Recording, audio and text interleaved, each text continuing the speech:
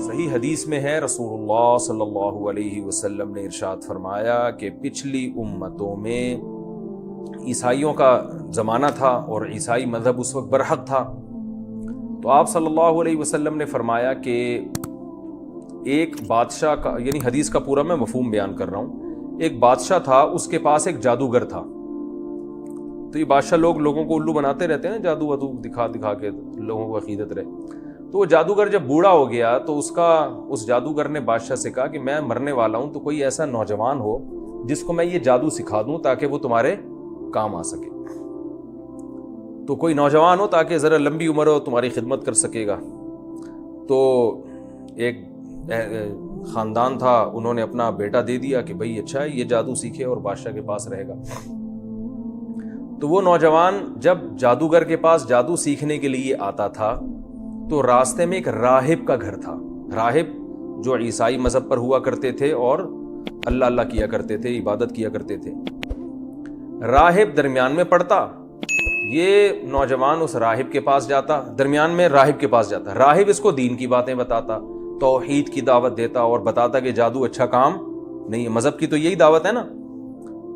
اور جب یہ جادوگر کے پاس جاتا تو جادوگر اس کو وہی فلیتے پلیتے اور سنگ دل محبوب، آپ کے یہ ٹوپی ڈرامے تو جادوگر لے کے چل رہے ہوتے ہیں، اور یہ لے کر آؤ اور مردہ، یہ میں اپنی طرف سے تشریح کر رہا ہوں، حدیث میں اتنی تشریح نہیں ہے، لیکن یہی کرتا ہوگا نا۔ حدیث میں تو بس اتنا ہے کہ جادوگر کے پاس آتا تو راہب کے پاس سے ہوتا ہوا جاتا، اور جاتے ہوئے بھی راہب کے پاس سے، یعنی گھر سے آتے ہوئے بھی راہب کے پاس سے اور واپسی پہ بھی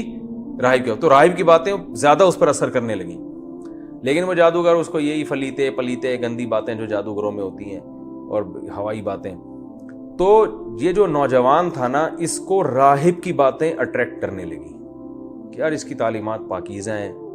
صاف ستھری، خود بھی صاف ستھرا رہتے ہیں، جو مذہبی لوگ ہوتے ہیں نہانا دھونا، جادوگر تو گندے پلی اس میں رہتے ہیں ہر وقت گند میں۔ تو یہ کیا ہوا، یہ مسلمان ہو گیا، یعنی اس وقت عیسائی مذہب اس نے قبول کر لیا جو برحق مذہب تھا۔ راہب کے ہاتھ پہ یہ کیا ہو گیا،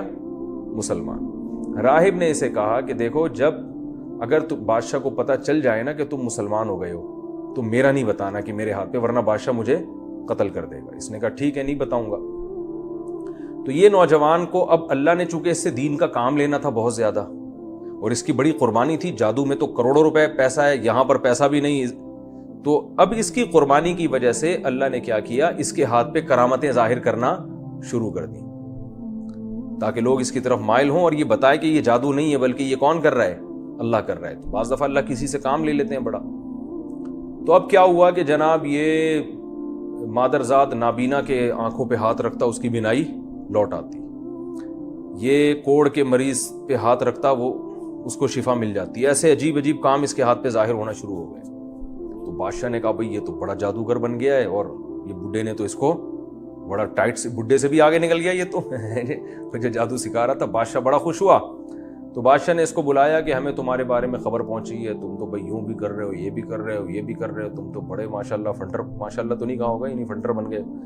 تو اس کو اب موقع مل گیا۔ اس نے کہا بھئی بات یہ ہے کہ یہ سب کچھ اللہ کر رہا ہے، میں نہیں کر، صرف ہاتھ میرا ہے، کرنے والا کون ہے، اللہ۔